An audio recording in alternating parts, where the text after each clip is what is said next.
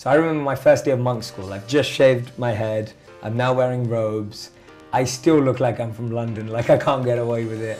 I'm walking around and I notice this monk who's teaching. This monk's 10 years old and he's teaching a group of 5-year-old monks, right? And I see him teaching. He looks like an adult, like, wow. You know, his ability to like teach these 5-year-olds and conduct himself, and he's got this great aura about him.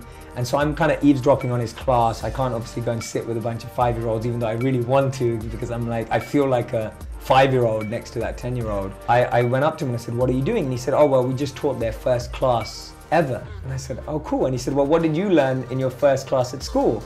And I said, oh, well, I learned the alphabet and numbers. And I said, well, what did they learn? He said, the first thing that we teach them, the first thing you learn at monk school is learning how to breathe. I said, why? He said, because we're taught that the only thing that stays with you from the moment you're born to the moment you die is your breath.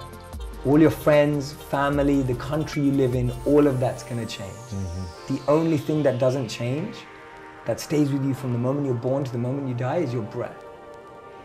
And he said, notice, when you get stressed, what changes? Your breath. Right. When you get angry, what changes? Your breath. When you're sad, what changes? Your breath. When you're happy, what changes? Your breath. Every emotion is experienced with the change of the breath. So he said, when you learn how to navigate and manage your breath, you can actually navigate any situation in life. You've got to go on stage in front of 10,000 people. You've got to go do a concert. You just lost a deal or a contract. Our breath changes in all those scenarios, yet we don't know how to use our breath to change our life. Right. And so for me, that was a huge learning point where I just thought, wow, that's what you're taught. The priority is on the root of things, not the leaf or the symptoms. Right. And that's the biggest thing about living as a monk. You're not dealing with your challenges at symptomatic level. You're dealing with it at root level. Right? People say, oh, if you're stressed out, just take a stress pill. If you're stressed out, just go to get a massage. If you're stressed out, just relax, watch Netflix and chill.